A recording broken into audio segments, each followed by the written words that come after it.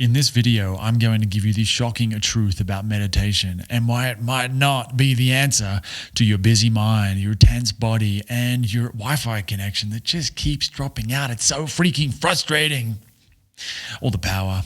If you live in Peru, something that happens here a lot is the power goes out and you get in the WhatsApp group and people are like, what the heck? Like, what?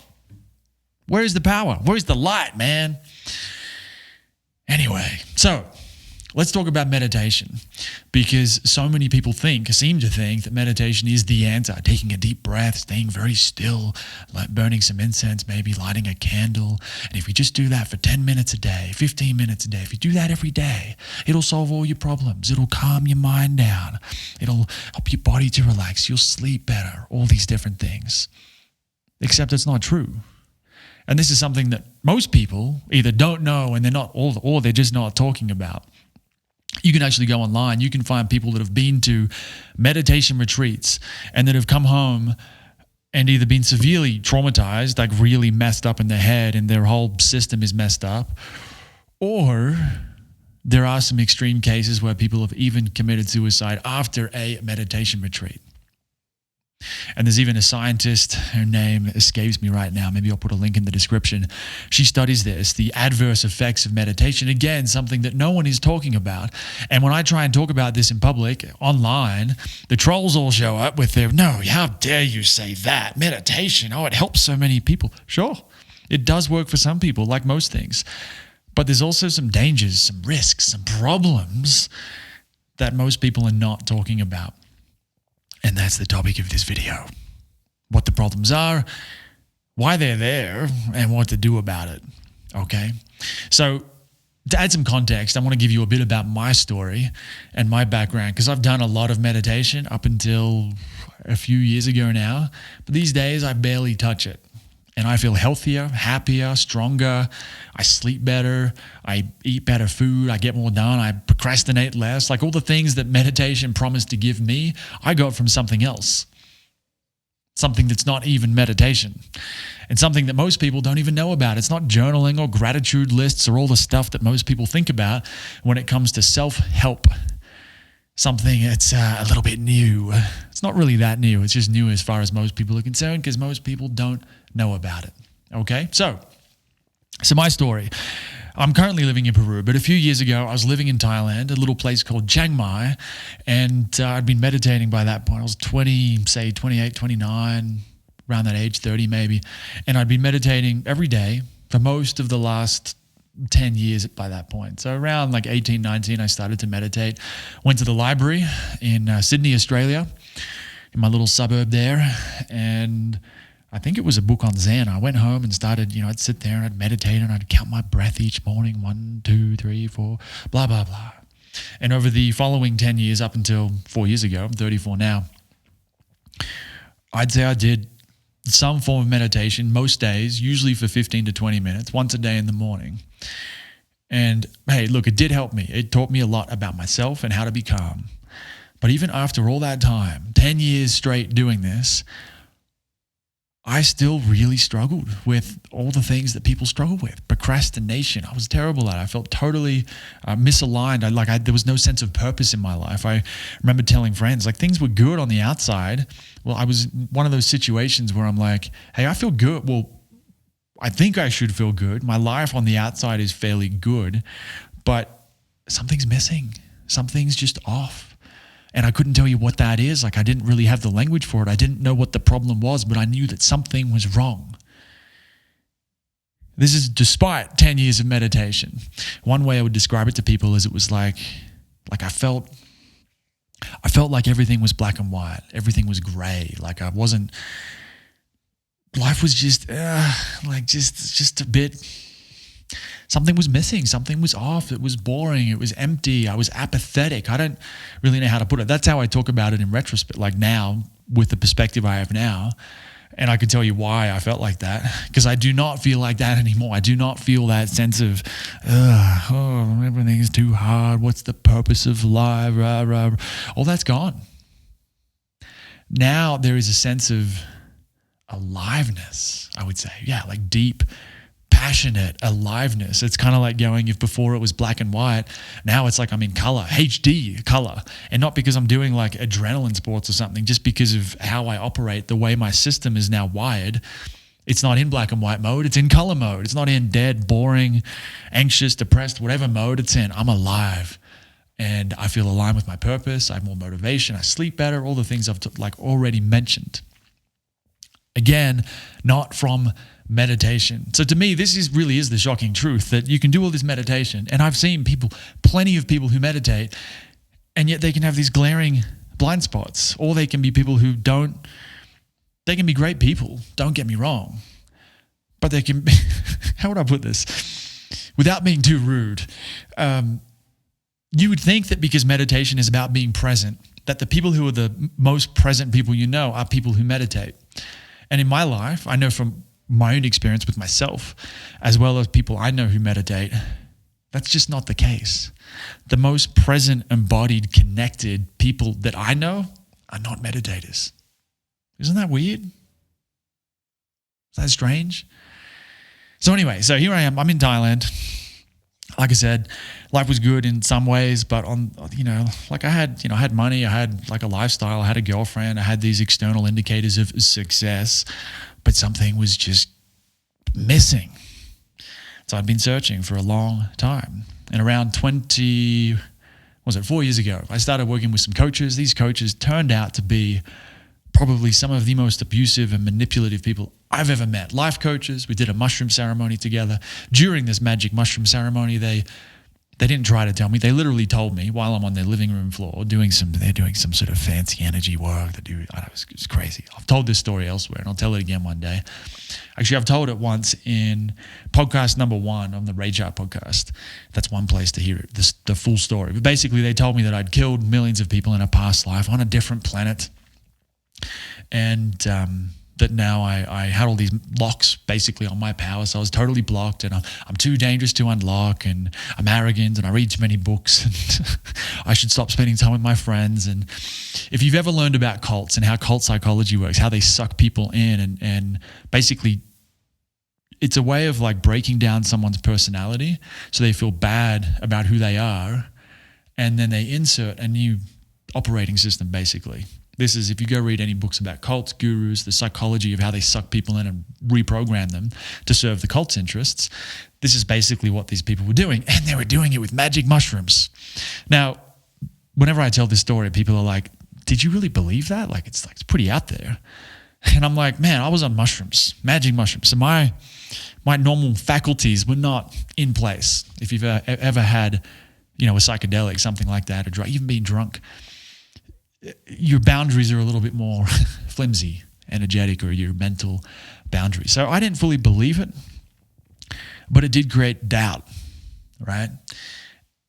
What if it is true? But anyway, I don't want to get into the weeds of that whole story. Like I said, I've told that elsewhere in podcast number 1 on the Rage Art podcast, which you can find on iTunes and all those other places, podcast places. But the point is that I got myself into some pretty serious trouble. And it could have been a lot worse. Some people end up with cults in those kinds of environments. They'll spend decades of their lives in that environment. And it didn't turn out that way for me, but it could have. And it led to the end of a relationship that I was in, a romantic relationship with a woman I was madly in love with at the time. Again, I don't want to get into the weeds, but basically the point is some crazy shit happened. I got myself into some pretty serious trouble and almost got into much worse trouble. And this was despite meditating for 10 years, despite my ability to sit there for 20 minutes and take my deep breaths. I didn't really pick up that these people were dangerous. But looking back, the signs were there, right? I remember feeling a funny feeling before, when we were sort of getting to know each other, and I ignored it. And you might be like, well, how does that relate to meditation? Well, I'm glad you asked. So the thing is with meditation, I believe, and I've found for myself, and I've seen it in others, there can be this subtle tendency to use meditation to disconnect. Rather than making us more connected to ourselves, we become more calm by disconnecting. And even think about it, we shut our eyes, instead of feeling what we're actually feeling, we just start counting the breath, or we focus on a very, it might be a candle, it might be a mantra, like transcendental meditation. We focus on something, and the effect of it is when we have one pointed focus on something, it blocks out everything else, which is a useful skill, no doubt. The ability to concentrate and focus like that is a worthwhile skill. But it can also be used to avoid and bypass what's happening in here in the body. And that's basically what eventually I realized I was doing. And meditation played a very big role in teaching me how to do that. Like in this situation with these people, I had some misgivings, some doubts before I even hired them. And I was able to conveniently just ignore that. Yeah, that's not a big deal. Yeah. It's probably just me. I'm just projecting. Yeah. I don't want to be judgy. It's not spiritual to judge them, bro. I can't do that. So all this shit comes in, right? I saw it in my relationship at the time too. If I had a difficult conversation with my partner, she would be upset, and I would think I'd be so proud at the time. I'd take a deep breath and just be calm. And I was so proud. I thought I was so mature for staying so calm like that. And it took me a long time to realize that I was using that deep breath and using my meditative skills to not feel, to stay calm at all times. And what that does, the context here, what that does is keeps us disconnected from what's really happening inside. Now that's one side of meditation. The other side is that if we sit there still for long enough, like in a retreat, we can start to open some things up, some traumatic memories, some stress from the past, some emotions that, hey, we might not be ready to deal with. And this, I believe, is what happens at these retreats. Some people go in there and they are literally not prepared for the intensity of what can arise when we just sit for 10, 12, 14 hours a day. And this is why meditation, I think, is misunderstood. It's dangerous if it's not taught correctly. And to be quite honest, in my experience, I don't even think it's necessary. Like whatever you think you can get from meditation, a quieter mind, a more relaxed body, sleeping better, less addictive tendencies. I feel like I've gotten all those things now, achieved, still going, still cultivating, right? But I got all those things that I wanted to get from meditation, even a connection to myself. I wouldn't call it enlightenment or awakening or any of those big fancy $1 million words, but certainly there's been a much deeper connection to me. And meditation maybe like opened the door a little bit, but it was other practices that got me there. So if I was to say, what is the shocking truth about meditation? I mean, I'm just throwing out different details here, but the shocking truth is that it's not this like magic bullet that most people seem to think it is. Taking a deep breath is not always the answer to your stress. In fact, if you take a deep breath, you use your meditative skills to stay calm. That can be useful if you're feeling overwhelmed, but it can also have the effect of it slows down your nervous system. To get technical on you, it's going to slow down. So the stress response is going to start to, we would say, activate the nervous system. And that stress response wants to complete. It wants to go up and then come down. But if you take a deep breath, or if you do some meditative thing to kind of like stop that thing from going up and down, it sort of gets here and then it gets stuck. And then that stress doesn't get to release. So it stays in the body. And this is why you can meditate for years, decades, your whole life, and still feel all twisted up inside. Right? So this is the shocking truth about meditation, that it's not all that it's cracked up to be. That it can be dangerous to certain people. I'm not saying it's dangerous to everyone. For me, I mean, the danger was that I almost got stuck with these people I could have been there for years, decades. I mean, you look at like people with cults and how long they get caught up with that stuff. So there's a danger, a real serious danger in being disconnected from the body. All right, you might be able to calm your mind down, but are you sure that you're calming your mind down in a healthy way, or are you doing it by disconnecting from your physical embodied experience? Now, meditation, I like a caveat here. Meditation, a very broad word. It can mean a lot of different things. Some people meditate by getting into the body. They would call that meditation. I'm not really talking about that kind of meditation. I'm talking about the meditation that most people do, which is usually not that. It's a mantra, or it's a focusing on just watching the breath. Or it's counting the breath, or it's being aware of being aware. And part of the issue, I think, too, is people are not aware of how their nervous system works. So what I mean by that is when you don't understand the mechanics of the fight or flight response, and this is why when we meditate, the reason the mind's going all around, to me, thoughts these days seem more or less to be like the tip of the iceberg, right? The thing that we see, the thing that's easiest to perceive, that's above the surface. On a deeper level, there's all the sensations in the body, the emotion, the energy, which if you've ever been triggered by something someone said and it had nothing to do with the situation that you were in, it was something from the past, this is what I'm talking about. We go through life, bad things happen, the body produces stress, anger, fear. Anger wants to make us attack, fear wants to make us run away. And if those things don't get processed at the time, which means, hey, if we feel sad, then we cry. If we don't cry, where does that energy go? Where does that sadness go? It doesn't just evaporate, it stays in here. And I believe a lot of our thoughts, our negative thoughts, are actually coming from this stored energy, stored emotion, stored stress from years, decades, from our whole life before us up until this point. And so that's the key. Getting to that. But if you don't understand the mechanics of that, how that works, for example, that idea that once it starts to come up, you want to let it come up, and taking a deep breath can actually stop that from happening. And this is why an understanding of the nervous system is so, so critical. And this is why you can meditate. You don't understand this, you can end up blocking things from releasing over and over again, which can then the energy can kind of come up, and it's almost like you start putting too much energy, too much electricity through a house, and the fuse blows. Right? And the whole thing shuts down and you lose power. Doesn't that sound like depression? You know, like got no energy, you can't be bothered to do anything, life is pointless and meaningless. Or what about if there's too much energy and maybe we're not in that depressed, shut down state, but if there's lots of stress coming up from the past, but it's not being released, we might feel really frantic and we're afraid and our mind's really busy and it's running really fast and we're worried about everything, we're thinking about everything. Then we have anxiety. So that, you know, a lot of these symptoms that people come to meditation for are actually symptoms of something called nervous system dysregulation. You fix that, and you don't need meditation to fix that, but if you fix that, you'll actually fix a lot of the, I don't want to call them mental health issues because I don't think they're only mental. It's a system-wide, nervous system-wide thing. You'll fix a lot of the nervous system dysregulation. You fix that, you'll fix a lot of this busy mind stuff, all the stuff that meditation says it's going to help you with, but then doesn't. So that is the shocking truth about meditation, that it's not all it's cracked up to be. And so if you've tried meditation and it hasn't worked for you, you're probably wondering by now, what the hell do I do then? And I've been talking about the nervous system, and that is the thing that I believe saved me. That and psychedelics, which is a story for another time.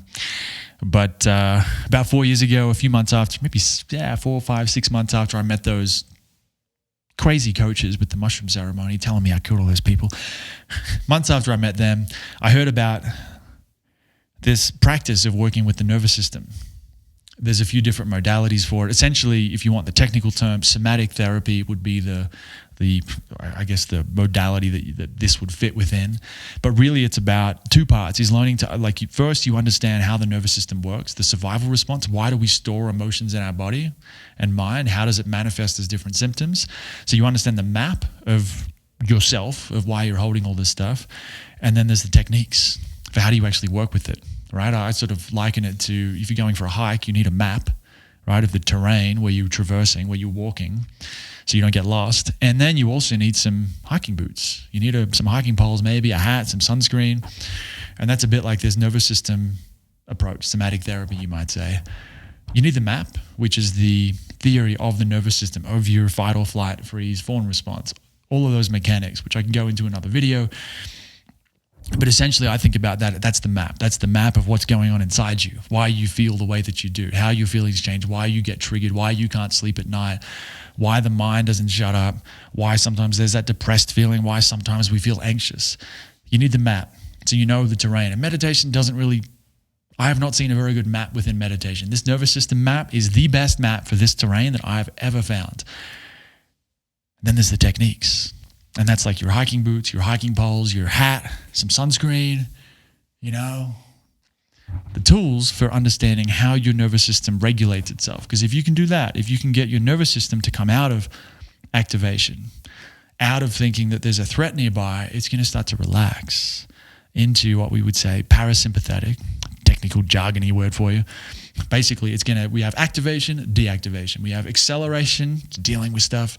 Then we have a break. That's overly simplistic, reductionistic, to use another big fancy word. But if you can do that, if you can learn to regulate your nervous system and get it to move down out of this activation state, down into a deactivated state, into social engagement, into rest and digest, not just a little bit, but a lot. So that's your default. So it's healthy. That's when you start to sleep better. It's when you need alcohol and all the different addictions people have because you don't need them anymore. All of that is just a way to regulate this stress response. You might even find that you no longer need to meditate. Like I said, I don't really meditate anymore. So that's the key. So just to summarize all of that, the shocking truth about meditation is that it's just not all it's cracked up to be, and it doesn't even do what the label says it does. That's been my experience. I've seen it with other people. That is the shocking truth. Very few people are talking about that, and it can actually make things a lot worse. It can bring things up. Some people have even committed suicide after meditation retreats, which how are most people not talking about this? And why do people get so offended when I bring this stuff up? It's not like it's not true. It's true. It happened. So that's the shocking truth about meditation. If you want to know what to do instead, I would say learn to regulate your nervous system, which is mostly, totally about, you need to understand the theory of the nervous system, how it all works, the survival response, all that. I've already gone into that. And then you need the techniques for actually doing that work, the tools, the hiking boots for the journey. You can get that from a lot of different people. I am far from the only one who's teaching this. But if you do want to learn from me, if you like what's going on here, then there'll be a link in the description, or go to the channel, YouTube channel, subscribe to the channel, and there'll be a link there too. Click that. That'll take you to the website rageheart.co, and that's where you can read more about this process. You can sign up to the RageHeart Academy. And if you have a channel, you're an influencer, you can also promote RageHeart and earn money for it and help other people, give other people better tools for shutting their brain up and just feeling healthier and happier. Okay. So that's it, I think. Let's check my notes. That's it for me. If you enjoyed this video, please give it a like down below. Please subscribe to the channel too if you want more videos like this. If you have any requests, questions, comments, trolling, whatever, I'm going to find some way to make it into a video. So I hope you enjoy this. My name is John Wood. I'm the founder of RageHeart, and I'll see you in the next video.